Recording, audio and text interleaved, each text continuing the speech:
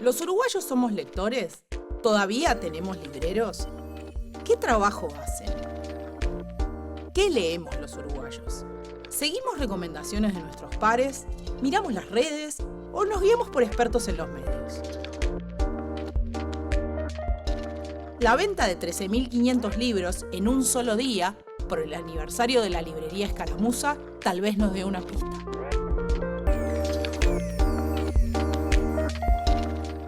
Hay gente que dice que los uruguayos leemos menos. Sin embargo, se venden muchos libros y ha habido episodios como la venta de estos 12.000 ejemplares que fueron como un momento de, bueno, no leemos tanto menos.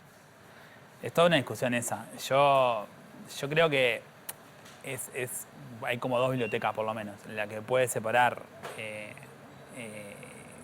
lo que se vende de lo que se lee, ¿no? Es como un gran grupo de líneas. También, por ejemplo, las librerías, sobre todo, todas las librerías trabajamos sobre público ya lector o que está empezando a leer o que tiene condiciones para.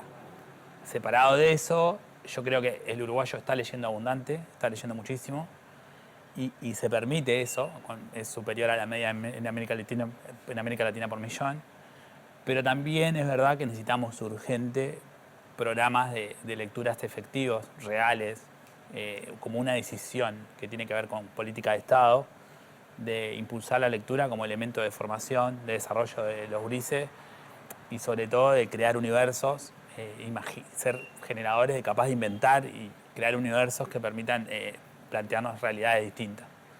Es decir, en esa línea Uruguay tiene un debe que probablemente lo veamos dentro de 10, 15, 20 años si no hacemos algo urgente, efectivo y real.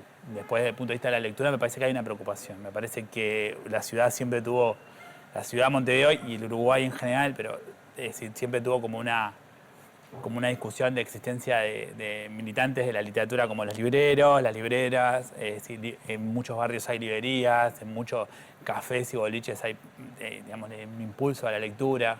Tenemos músicos y artistas, mucha gente preocupada por la literatura y eso ha ayudado a llevar adelante un desarrollo de lectura que es real.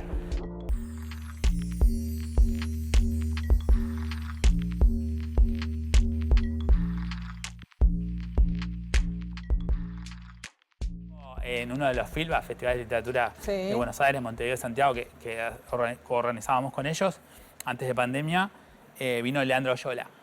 Y Leandro Oyola me dio como un escritor que hizo Kryptonita, hace literatura, claro, es de barrios, de zona pobre, de cárceles. Entonces yo le rompía los huevos porque había ido a no sé qué país, había estado con, no sé, un príncipe, no me acuerdo, como un festival re cheto, ¿viste? Como re normalmente cheto. Y a las 2 semanas estaba dando talleres en las cárceles de Argentina, ¿no? A Devoto, a cosas, dando talleres y formación para rescatar a los pibes. Y el loco me decía, mira, Ale, yo voy donde me lleva el libro. Es una pavada, pero el libro te lleva a todos lados y hermana a todas las sociedades e integra a todas las sociedades. Entonces, es un buen vehículo para hacer cualquier cosa, como crecer culturalmente a partir de la excusa del libro. Si te digo libro, ¿cuál elegirías? Harry Potter. Porque es como que marcó la infancia de toda una generación también. Y creo que es como el que más así, si me decís, te digo ese. El de Dross. ¿Qué te gusta de él? Por las historias de terror que tiene, las cosas paranormales, etc. Entonces, ¿Y algún autor uruguayo que te gusta?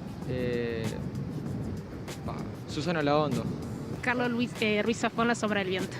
¿Qué te gusta de él? No, es muy buen escritor, tiene una muy buena forma de escribir y comunicar las cosas de una forma clara y sencilla, pero te atrapa. Son muy buenos los libros de él, así que recomiendo.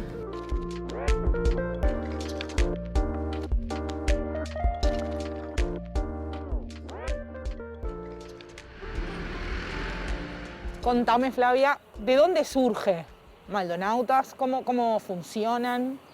Bueno, el Club de Lectura Lectores Maldonautas nace a partir de una iniciativa del Club de Montevideo, que es el Club de Lectura UI, donde ellos iniciaron una serie de visitas a diferentes ciudades del interior con la idea de contagiar la creación de clubes de lectura y también contar su experiencia. A partir de esa visita, que fue en septiembre del 2018, se forma el club, más o menos siguiendo la misma modalidad que presentó el Club de Lectura de Montevideo. Y bueno, el funcionamiento es, tenemos durante el año meses temáticos, donde cada mes hay una temática diferente, para así nos aseguramos que se amplíe la variedad de libros que leemos. Obligarnos a leer cosas que no serían las que queríamos. Exacto, como salirnos de la zona de confort de cada uno, leer cosas que capaz que solitariamente no las elegiríamos. Y a partir de eso, cada integrante propone libros que ya leyeron y que quieren que se debatan, o que les interesaría debatir y que todavía no conocen. A partir de ahí, al final de cada reunión, se elige el libro para el siguiente mes. Exacto, se vota, hay una ronda de votación.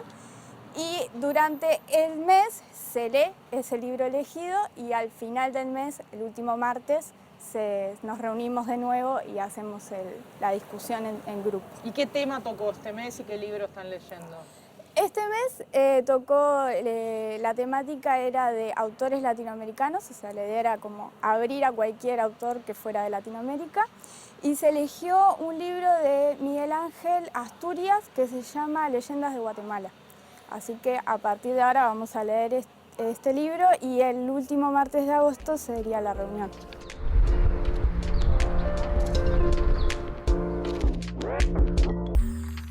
Dentro del complejo mundo del libro, la distribución es un elemento tan poco conocido como clave.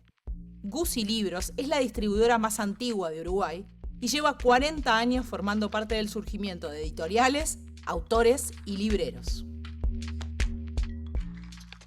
No, en general creo que la venta de libros se mantiene, es un rubro que no baja dramáticamente en tiempos difíciles y tampoco sube sustancialmente. Porque hay como un mito de que, de que los uruguayos, de que la gente en general en el mundo lee menos, pero en realidad uno después ve, y en Uruguay por lo pronto se editan montones de libros por ahí. Se editan montones de libros y si bien es el mismo público que consume todas las otras cosas, desde Netflix, es todo más o menos lo mismo.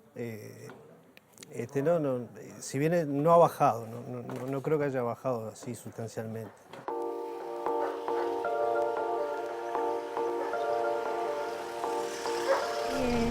Ya te dije que ibas a salir, que tenías que venir. Ya te dije. Y bueno, te está yendo bien en tu vida. Es como cuando un libro me gusta, tengo ganas de seguirlo leyendo 1000 veces. Porque me encanta leer, porque a veces siento como que estoy con los personajes en el lugar. Es como que los estuviera viendo. Y entonces eso me encanta y puedo seguir leyendo 1000 horas ese libro. ¿Y tus amigos te preguntan qué leer? ¿Le recomendás a gente qué leer? Y mucho no, porque no leen tanto. No sé si es que no leen tanto, pero no es como que de los temas que hablamos del libro no sería lo principal. O tengo compañeras que también tienen más o menos los mismos gustos que yo y hablamos, por ejemplo, de la saga de Harry Potter, nos pasamos hablando. Y me gusta mucho hablar de libros.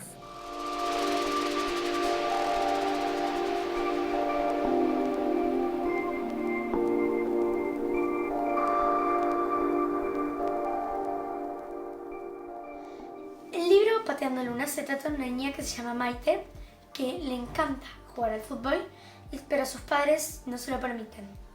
Entonces un día ella sale a la plaza a jugar como cualquier niño o niña y se encuentra con sus dos mejores amigos, Javier y Salvador. Lo que pasa con Pateando Lunas, de verdad, es algo increíble que a mí me sorprende, me sigue sorprendiendo.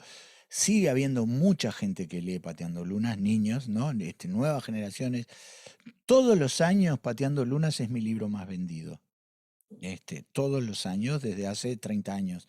Entonces yo digo, bueno, evidentemente el libro debe tener algo especial.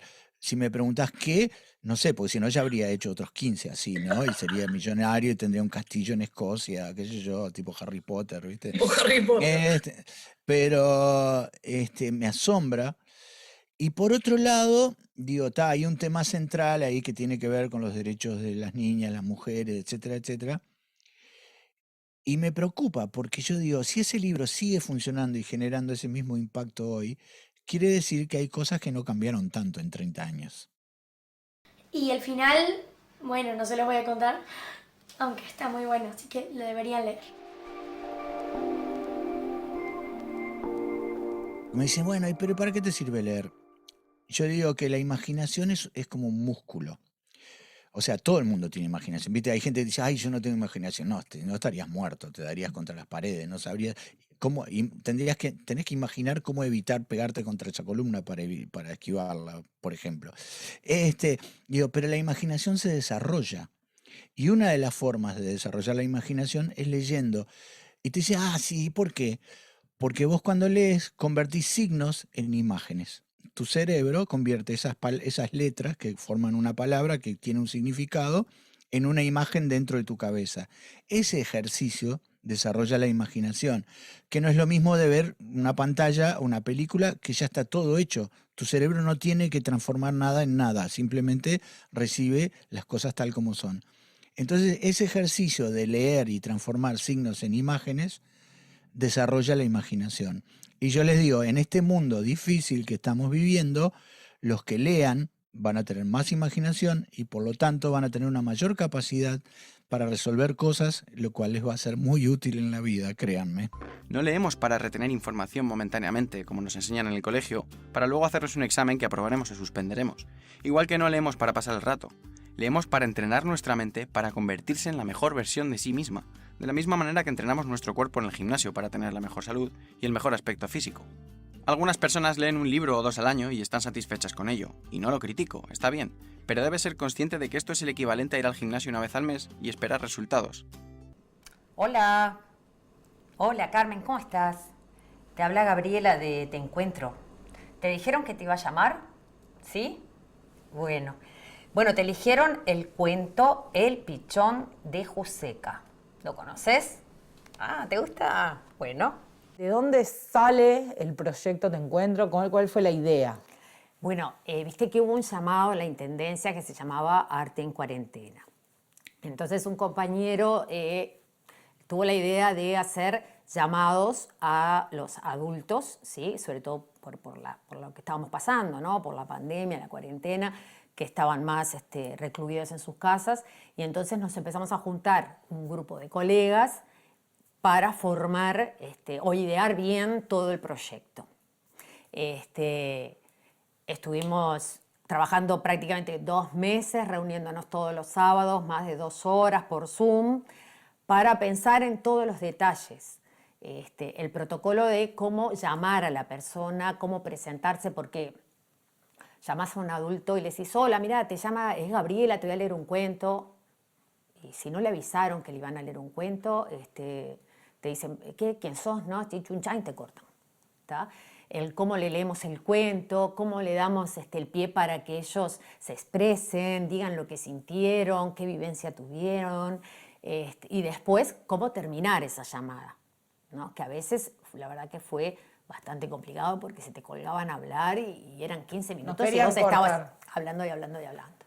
Eso por un lado. Después, el cómo elegir los cuentos. Eso te iba a preguntar, ¿cómo los eligieron? Los cuentos también fue un trabajo muy, muy largo porque somos 7, en los cuales cada uno propuso una cantidad de cuentos. Todos leímos todos los cuentos y los fuimos seleccionando.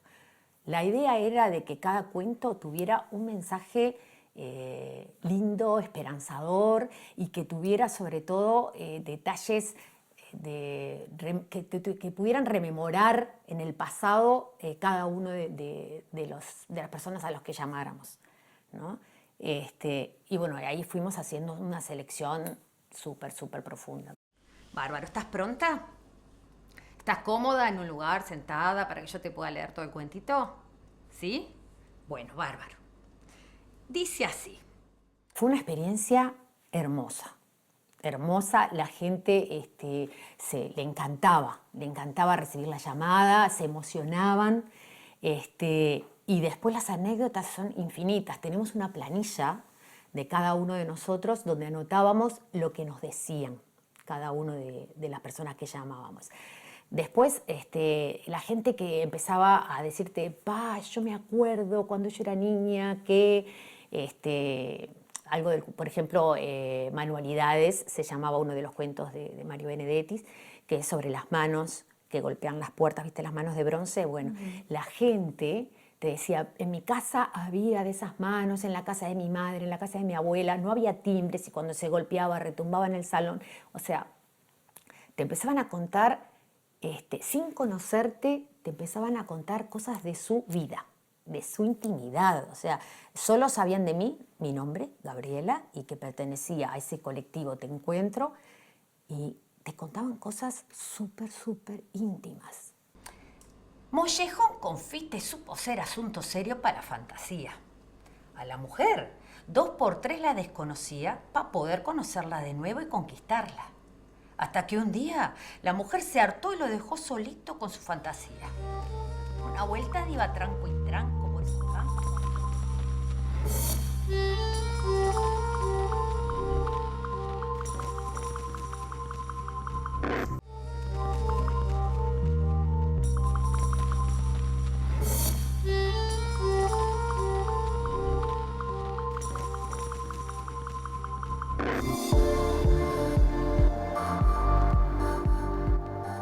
Débora Duarte es investigadora de la Facultad de Humanidades y parte del equipo que investiga los consumos culturales de los uruguayos. El grupo hizo 2 estudios cuantitativos en 2014 y 2017 y uno cualitativo con entrevistas que fue publicado este año. Bueno, nosotros trabajamos en 3 informes de consumo cultural. Yo trabajé en el último nada más, pero me encargué de la parte de lectura y estuvimos haciendo la comparación en el tiempo en el año 2002, 2009 y 2014, que fueron los 3 puntos de los informes. Y lo que resultaba interesante es que del 2002 al 2009 había habido una baja de la frecuencia de lectura en todas las modalidades. Preguntábamos si se lee mucho, si se lee menos, si no lee nunca. Y en todas las modalidades, en todas las frecuencias que preguntábamos, habían bajado mucho los porcentajes de respuesta. O sea, parecía que la gente leía menos y parecía que se confirmaba esta idea de que cada vez se lee menos, sobre todo porque preguntábamos puntualmente por libros impresos, ¿no? Libros en formato físico. Y bueno, el tercer informe que hicimos en el 2014, todos esos niveles volvían a subir. Y volvían a subir muchas veces, incluso en algunas frecuencias, hasta más de los porcentajes que daban en el 2002.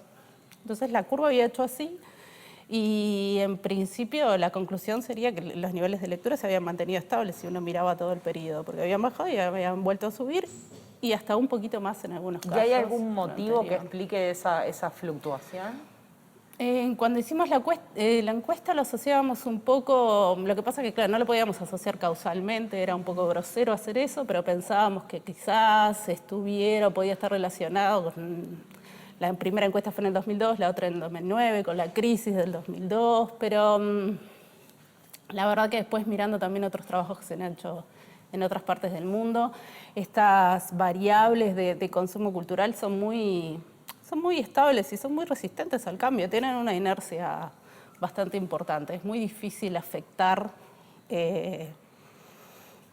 ostensiblemente el comportamiento de la gente en ese sentido, porque en general depende de condicionantes muy estructurales, como bueno, la frecuentación temprana a la lectura y los grados de escolarización. Entonces es, ya te digo, como difícil afectar de manera ostensible esas variables. Biblioteca País de Plan Ceibal invitó a estudiantes de primaria y media de todo el país a ser booktubers por un día. Hola gente banda, bueno, hoy estoy acá en CREA. Estoy participando del proyecto Booktubers. ¿Cómo andan, compañeros? Contame, Natalia, ¿qué es un booktuber? Y bueno, un booktuber es un video en el que vos tenés que recomendar un libro que a vos te gustó. Eso quiere llevar a que muchas personas puedan leer libros, o sea, que se interesen por el libro, que no sea solo una información que vos encontrás en internet, sino una persona que te lo explica y puede llegar como más profundo a la descripción del libro y que vos te atrape eso y tengas ganas de leer el libro. ¿Y vos mirás Booktubers, además de hacer vos contenido? Sí, cuando me presenté siempre me gustaba mirar a los otros para verlos y a muchos me gustaron por las descripciones que hacían o es más, creo que los libros los leí de algunos que me recomendaron. No recuerdo muy bien cuál, pero creo que algunos sí lo he leído. ¿Y qué tiene que hacer, en tu experiencia, ya que vos ganaste y además mirás Booktubers, qué tiene que hacer un Booktuber para que sea interesante? Para que vos digas, ¡ay, mira qué bien! Y bueno, primero saber de qué se trata el libro, poder contar a las otras personas de qué se trata el libro, sin trancarse o sin necesidad de recurrir a muchas palabras o siempre en lo concreto, sin necesidad de decir mucha cosa, pero siempre que sea bueno lo que dice. Hola, me llamo Catalina y este año curso quinto C en la escuela número 52 de Sayago, Montevideo. El libro que esta vez le quiero recomendar es Mujercitas. El año pasado fue Mujercitas con el que gané y bueno, yo lo venía pensando cuando salió, ya lo venía pensando más o menos cuando salió la cosa. Ya lo venía pensando más o menos cómo iba a ser. Es más, en un papel que yo tenía empecé a escribir tipo cómo empezarlo. O sea, hola, me llamo Catalina, todas esas cosas. La editorial del libro, la colección. Y poco a poco fui poniendo palabras que eran ideas de lo que pasaba en el libro. Y luego las fui uniendo y fui armando el guión. Entonces, cuando lo practiqué muchísimas veces, todo ese guión, y creo que grabé como unas 10 veces porque no me gustaba ninguna, pero al final quedó bien y sí, seguí un guión que había preparado. ¿Y por qué Mujercitas? Bueno, Mujercitas fue un libro que me gustó muchísimo porque hablaba de 4 hermanas que trataban de superar las dificultades que se les presentaban en la vida, porque ellas eran pobres, el padre estaba en la guerra, y entonces no vivieron una vida muy linda, que digamos, pero a pesar de eso, ellas pudieron, con sus ingenios, con sus cosas, pudieron seguir adelante. ¿Y no te parecía raro antes de leerlo que te fuera a gustar un libro que alguien escribió y publicó antes de que naciera tu mamá, por ejemplo? ¿Era un libro que le podía leer tu abuela, por Bueno, ejemplo? en mi caso me gustan los libros que tratan de otra época que no es esta, porque me gusta, porque en esos libros puedo saber cómo era la época en esa, si en la guerra o esas cosas me gustan mucho. Y Mujercitas ya lo había leído mi madre y bueno, me lo regalaron en mi cumpleaños y lo leí y me encantó. Mujercitas es una novela que me atrapó. Sus personajes principales son las hermanas March. La mayor, Meg, responsable y reflexiva. Le sigue Jo, que siempre es activa y dinámica. Luego viene la amable y generosa Beth. Y por último, la pequeña Amy, vanidosa y coqueta.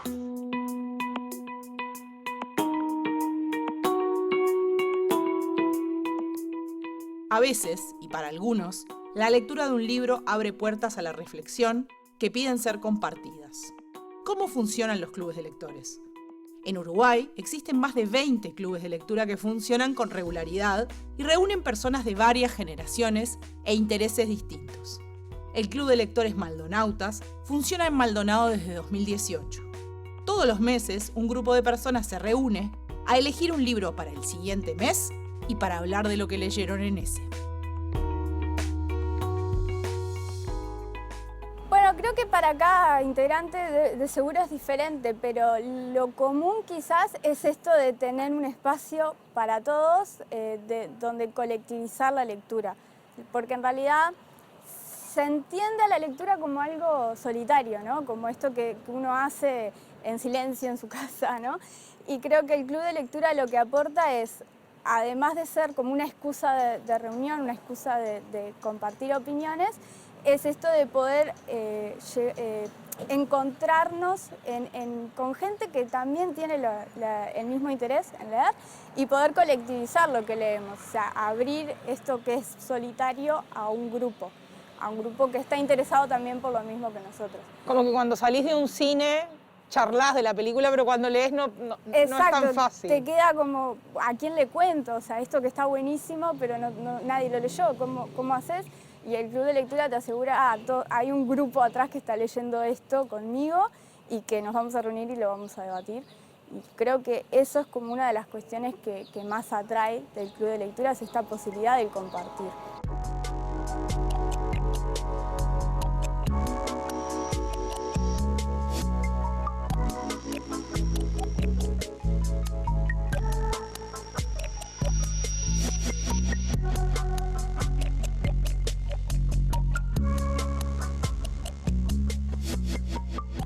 También es importante que en este momento de pandemia, que fue de pandemia o que es de pandemia, en literatura de libros nosotros no facilitamos a nivel de políticas generales el acceso a la lectura. Es decir, eso lo hizo muy bien, por ejemplo, Bélgica, y lo hizo muy mal Francia. Yo no sé si vos te acordás, pero en el medio de la pandemia Macron mandó cerrar las librerías, entonces se armó tremendo relajo porque los supermercados tienen libros, entonces eran los únicos que podían vender libros. Entonces, ¿qué hizo Macron? Cerró la parte de supermercados de libros. Al mismo tiempo, Bélgica estaba diseñando, bueno, están la gente en la casa, se va a enloquecer, necesitas actividades, necesitas diferentes cosas, como un elemento de primera necesidad, las librerías y la circulación con el barrio. Y lo permitió y lo abrió. Entonces, son dos caminos que para mí Uruguay está en todas las condiciones de ir hacia Bélgica, fuerte. De hacerlo como una política de Estado. Pero también tenemos los otros riesgos. Es decir, yo pienso que se actuó bien en general, pero que hay un montón para hacer si nos sentamos a discutir verdaderamente políticas de lectura, de promoción de las lecturas reales y sobre todo los lugares donde se generan discusiones que después terminan en recomendaciones de libros.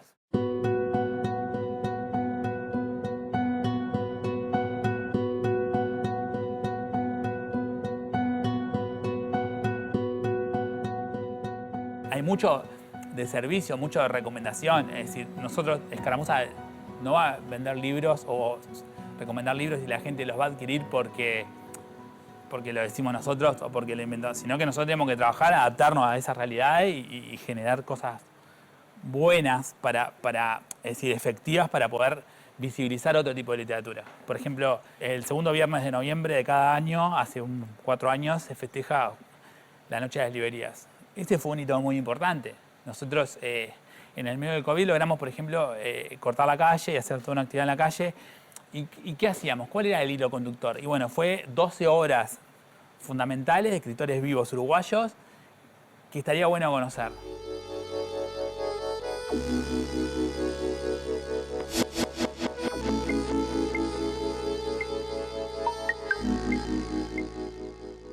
Una vuelta iba tranco y tranco por esos campos cuando de repente mira y así para el suelo ve una piedra y le viene como un ataque de fantasía. Se le hizo que aquella piedra era un pájaro caído de algún nido. La levantó con cuidado, le dio un besito de lado que le pareció del pico y con ella en la palma de la mano cayó al boliche del resorte. Todos somos actores, todos trabajamos con personas mayores. Cristina Cabrera es psicóloga y se especializa en psicogerontología. Después tenemos otra compañera que trabaja con personas con capacidades diferentes. O sea, que todos tenemos trabajo especializado en eso, ¿no? Y tanto Daniel como Gabriela Fumilla como yo trabajamos en teatro con los adultos mayores hace más de 8 años. Entonces, Roberto Bornes, que es actor, es dramaturgo, escritor, y ha escrito cuentos, y los cuentos de él funcionaban muy bien porque son muy de la canchita de fútbol, de la pelota de trapo, de los partidos, entonces todo eso removía muchísimas cosas en la gente cuando se lo leíamos, ¿no?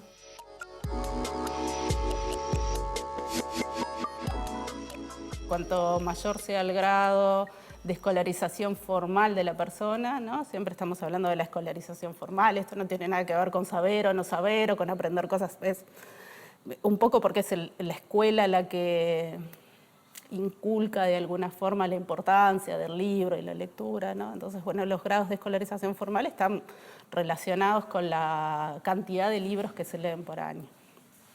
Eso, mayor nivel de escolarización, mayor cantidad de libros que se leen por año. Y lo interesante de ver eso es que también esas brechas que hay entre los mayores niveles de escolarización y los menores también son muy difíciles de afectar. Se ha mantenido en el tiempo ese agujero, digamos. Sí, inclusive cuando fluctúan los niveles de lectura. Esto que te comentaba del 2002 al 2009, que habían bajado los niveles de lectura, pero las brechas se mantenían iguales. O sea, bajaban los niveles de lectura de las personas con mayor escolarización, pero también bajaban los de las... Y casi en la misma medida. Desde el mundo, las mujeres leen más, leen mucho más.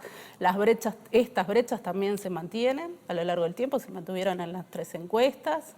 Lo relacionamos, no como a nivel causal, pero bueno, tratamos de leerlo, de interpretarlo, asociándolo a esta separación que hay entre el ámbito privado y el ámbito público, que define los roles de géneros, ¿no? Las mujeres serían las que se quedan más en la casa. Están más quietas. Sí, o por lo menos históricamente fue así, quizás ahora no sea tan así, habrá que reverlo.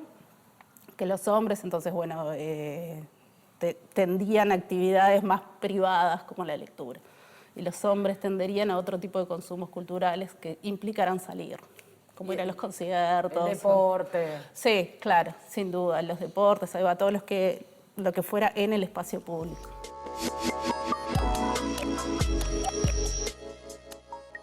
Roy Berocay, con su Sapo Ruperto y su Pateando Lunas, fue el pionero en la década de los 90. Y detrás de ese fenómeno, que aún permanece, surgieron decenas de escritores uruguayos dedicados al público infantil y juvenil que revitalizaron el género y el mundo editorial uruguayo en general. Hace unos cuantos años que escribís para niños, sobre todo, y adolescentes. En eso que además es como un nuevo género, que en realidad antes no se hablaba de literatura juvenil tanto como ahora, pero podés tener como una visión de varias generaciones. Y se dice mucho que ahora se lee menos, por ejemplo, ¿no? O sea, que con el tema de las pantallas y una serie de cosas, la gente lee menos. ¿Vos tenés esa percepción?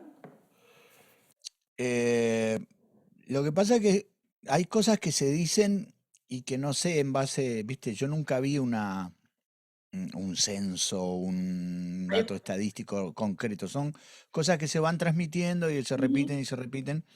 Pero yo me hago esta pregunta. Desde hace ya unos cuantos años surgió y se desarrolló una industria de la literatura infantil uruguaya, que es muy grande, que creció pila. De hecho, llegó, no sé ahora con la pandemia, ¿no? Pero hablemos en tiempos normales, se vendían mucho más libros para niños que para adultos. O sea, los libros para niños eran lo que medio estaban aguantando la parada en las editoriales, ¿no? Entonces yo digo, bueno, se venden mucho más libros que antes para niños, se editan mucho más libros que antes para niños. Digo, alguien los debe leer, o qué sé yo, o la gente los compra y los tira a la basura, no tengo idea. Entonces, no sé, no me atrevería a decir. Yo lo que sí me acuerdo, por ejemplo, cuando yo iba a la escuela, que yo recuerde de mis amigos, yo era el único que tenía libros en mi casa, que leía, porque mi madre me compraba libros. Los demás no me acuerdo que leyeran libros en la casa o cosas así. Entonces yo, no sé, me parece que eso es bastante relativo y que se ha hecho un trabajo muy grande en relación al libro, principalmente a través de las maestras y maestros, que apenas surgió todo este movimiento de literatura infantil uruguaya, empezaron a desparramar los libros por las escuelas, ¿no? Entonces, y esa fue la pata, digamos que, pues tenía los autores, las editoriales que se jugaron a hacerlo, pero el motor, lo que impulsó todo esto fue que entraron en las escuelas y se desparramaron por las escuelas. Cientos de maestras que les leen los libros a los niños y qué sé yo, viste, en capítulos por diversión y tal. Y después esos gurises van y en los casos que pueden, los padres les compran otros y así. Entonces, por eso te digo, me parece que no es tan así. pero también surgió toda una camada de autores y autoras que hicieron libros atractivos para los gurises. O sea, por más que se los lea la maestra, si el libro es un embole, el gurino no se va a enganchar. Entonces, fueron surgiendo cada vez más, viste, autoras. Entonces, también creo que la parte nuestra evolucionó mucho, de encarar temas y un estilo de narrar que empatiza, que empasta también con los gurises, ¿no?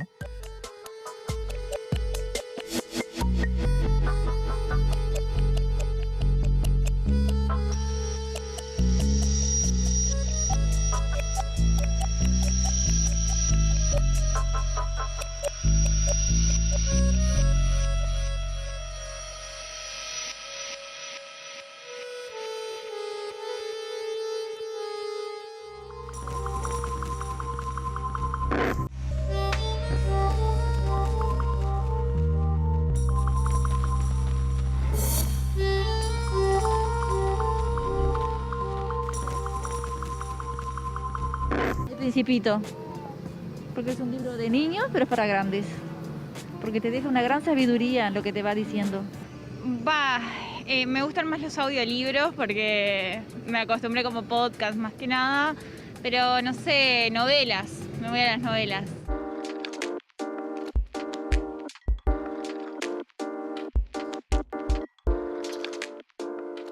Yo pienso que la llegada de Internet, el desarrollo de las tecnologías, las plataformas, un montón de cosas, en última instancia terminan fomentando el libro. También pueden ser los formatos ebook, pero los formatos de libro físico tienen una connotación que es inexplicable, que es como uno de los mejores inventos de la humanidad. Tienen como elementos que hoy por hoy te sirven demasiado. Es como la práctica de la soledad, cuando estás leyendo un libro es mano a mano contigo, de imaginación, las realidades que vos te construís a partir de lo que estás leyendo, de reflexivo o de la capacidad de pensar. Es muy básico que vos lees un libro al otro día, lees 10 minutos de un libro al otro día, escribís mejor, hablás mejor, te sale de naturaleza. Y sobre todo para pensar lo nuevo, es decir, es muy fácil consumir nuevos elementos de tecnología. Como que ni los pensamos, los adaptamos a nuestra realidad. Eso está pensada la realidad, la tecnología, como adapto para hacer tu vida más simple, más fácil, un montón de cosas. Y en realidad la promoción de los libros tiene que ver con la vida más compleja, la vida más encriptada, la más rara, la que te permite muchos meses de reflexión sobre un tema. Muchas veces, no sé si te ha pasado a vos, pero te pasa que estás leyendo un libro y quedás como meses en eso, o todo te parece que está hablando del mismo libro en la vida. Es otro aporte, es diferente para mí. Hoy por hoy, capaz que hace 10 años estaba más en discusión, para mí es un factor determinante. El libro físico va a seguir existiendo y toma más lugares, y más en hecho de pandemia. La otra vez lo conversaba con un compañero que hace teatro, que decía, bueno, en realidad como el volumen del libro físico, un montón de cosas, te permite también jugar. Los niños también juegan con esto, lo abren, juegan, te crean historia.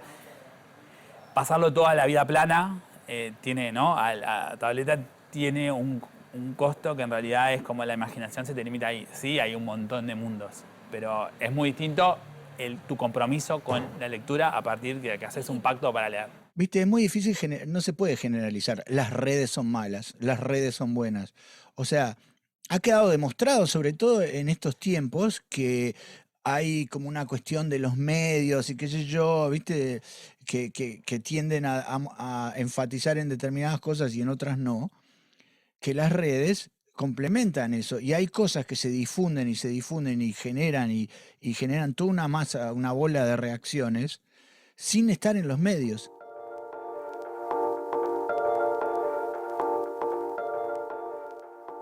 Lo que creció sí es la literatura juvenil, me parece, la literatura infantil y juvenil, creo que eso sí creció.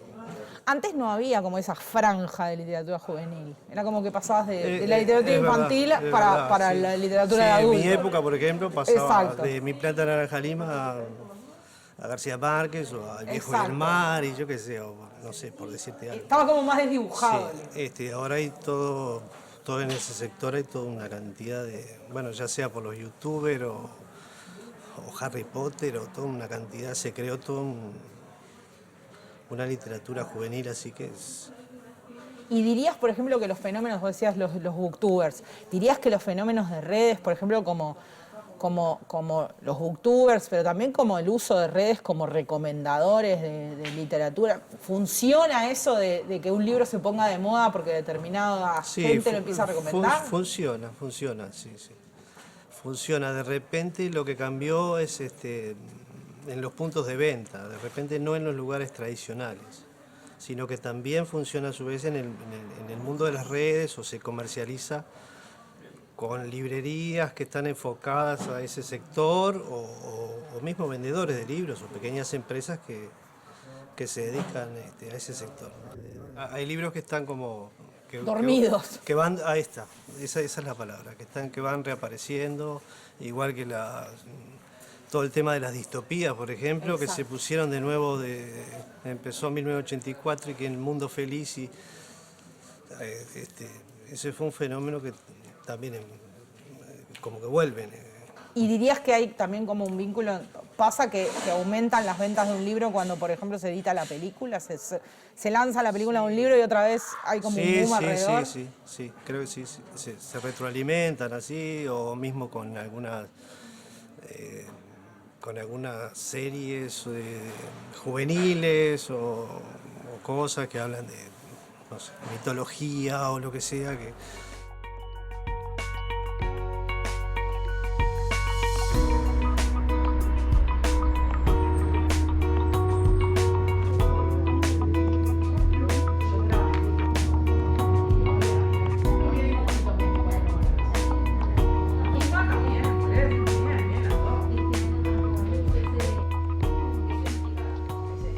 Cuando yo tenía 4 años, tuve la colección de Susana Olaondo, que fue con la que yo aprendí a leer. Y recuerdo que tenía un libro que me fascinaba, Olegario, que me fascinaba y lo leía 1000 veces y creo que hasta me lo sabía de memoria. Pero con esos fui con los que aprendí a leer. Y también pude leer en la biblioteca la de Eduardo Acevedo Díaz, la de Sayago, que ahí iba casi todos los viernes. A sacar libros. A sacar libros, sí. Y algunos los leí en una salita que había ahí para niños. Y sacaba muchos libros. De ahí saqué muchos libros de los que yo leí. Y sola, digamos. Mamá lee. Vos ya me dijiste que mamá había leído Mujercita. O sea que mamá lee. Mamá lee, sí. Le gusta más los de historia que otra cosa, pero sí lee. Y claro, ahí fui como... Mis parientes sabían que me gustaba mucho leer, me empezaron a regalar muchos libros en mis cumpleaños. Y ahí fue cuando conocí la colección de Thea Stilton, que son muchísimos libros que me fascinaron y entonces me seguían regalando esos libros. Y esos libros, como muchos no los tenía, porque es una colección enorme, los leí en Biblioteca País. Muchos los leí en Biblioteca País y también los de Jerónimo Stilton, que vendría a ser el primo de Thea Stilton. Claro, y me gustaron mucho.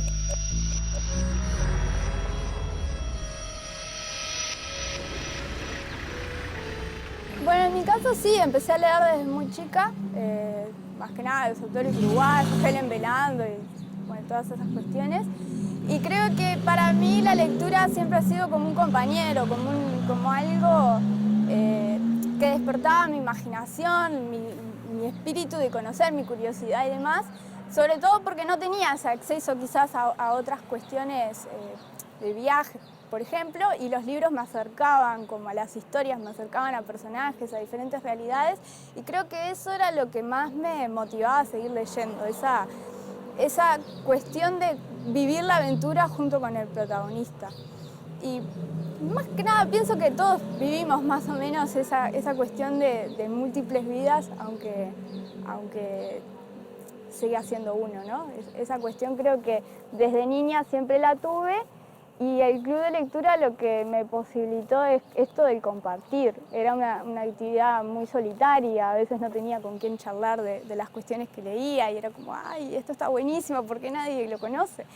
Y ahora es como que hay un grupo de referencia donde yo, más allá del libro del mes o no, también compartimos otras lecturas y otras cuestiones que están buenas. Y bueno, pasé de esa niña leyendo solitariamente a alguien que puede compartir con otros lo mismo que lee y diferentes experiencias de lectura, ¿no?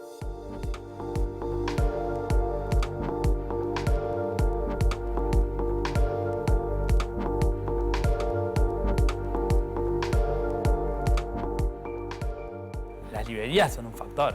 Tipo, bueno, en el caso de Escaramuza, mezclar la gastronomía, mezclar un montón de cosas, es un lugar de reunión, donde nos encontramos. Y si el libro está ahí, te convoca. Y yo creo que eso es un factor, cómo seleccionamos nuestra propia literatura.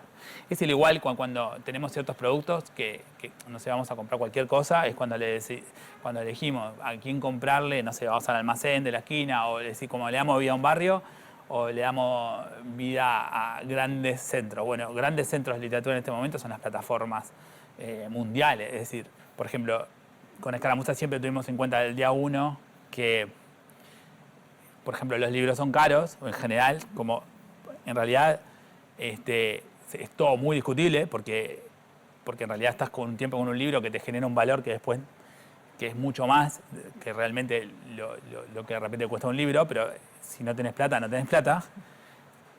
Pero ¿qué pasa con el interior? Por ejemplo, Escaramuza desde el día 1 envía los libros al interior y absorbe el costo de envío. Es decir, un libro en Artigas no puede salir más caro que en Montevideo. Eso es como una asimetría que los emprendimientos privados pueden resolver esperando a que haya una construcción de políticas nacionales con respecto a esos temas.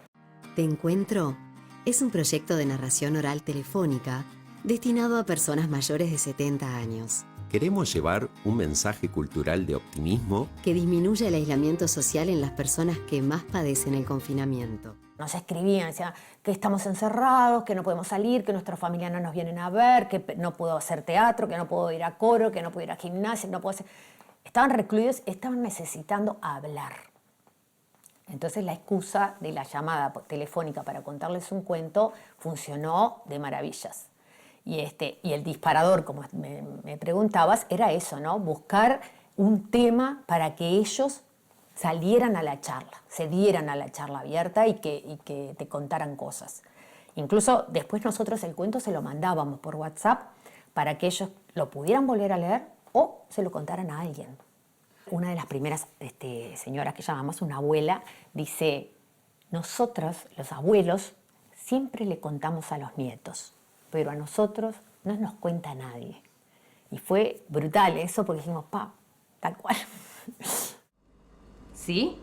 Bárbaro, bárbaro, bárbaro. Yo te lo mando por WhatsApp y ahí lo tenés guardadito el cuento para que lo puedas volver a leer cuando quieras.